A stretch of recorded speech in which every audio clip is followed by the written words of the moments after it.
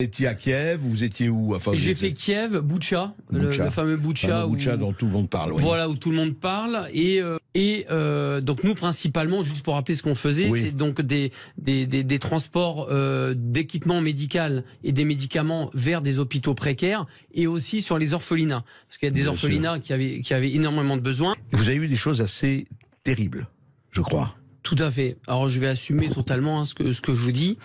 Moi, sur place, j'ai été témoin de crimes de guerre. J'ai vu beaucoup de crimes de guerre. Les seuls crimes de guerre que j'ai vus pendant les jours où j'étais sur place ont été perpétrés par des militaires ukrainiens. Et non pas par des militaires russes. Ce qui ne veut pas dire... Ce qui ne veut pas dire exactement, j'allais y venir, qu'il n'y a pas de crimes de guerre russes, mais il y en a aussi au niveau ukrainien. Vous avez assisté... Et on n'en parle pas. C'est ça, moi. Quand je suis rentré en France, j'ai été extrêmement choqué, même des personnes qui sont invitées sur les plateaux télé à droite à gauche. 80% de ces personnes-là ne sont pas allées au moment où il y a la guerre et se permettent de parler, etc. Ça m'insupporte. Parce que entre ce que je vois et ce que j'entends sur les plateaux télé et ce que j'ai vu sur place, il y a une autoroute. Pour moi, c'est abominable. Je vais par exemple parler des militaires Azov. Les militaires Azov, à la base... Mais vous avez vu où ils sont partout? Ils sont partout. Ah, pas seulement à Azovstal, etc. Même à Lviv. Ils sont même à Lviv, à l'ouest.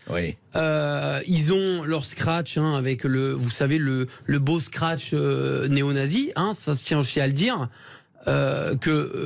Pour moi, ce qui me choque énormément, c'est que l'Europe donne quand même de l'armement à des militaires, pour moi, néo-nazis, avec un sigle néo-nazi. On n'en parle pas, il suffit de regarder. C'est un ancien sigle SS qui est brandi partout en Ukraine. Et ça pose, on le voit partout. Partout. Et ça ne pose aucun problème. Moi, j'ai travaillé avec ces gens-là, je leur ai donné des médicaments, etc. Vous savez quelles étaient leurs conversations devant moi? Parce que je comprends un petit peu l'ukrainien et le russe, et beaucoup parlent anglais.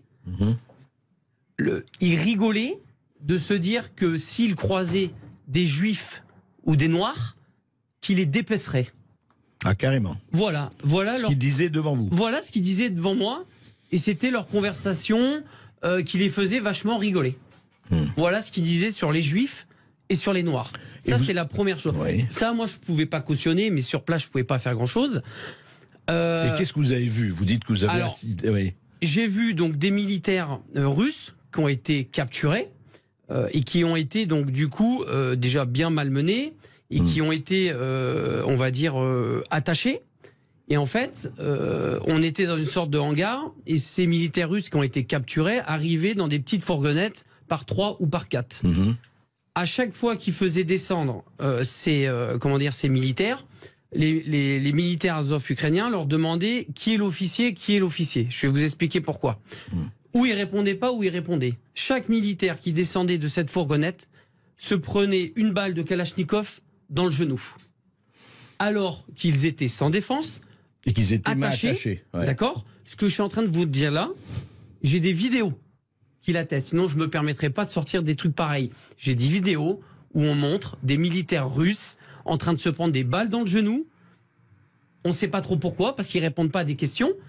Et les gens qui avaient le malheur donc de dire c'est moi l'officier, se prenaient une balle dans la tête.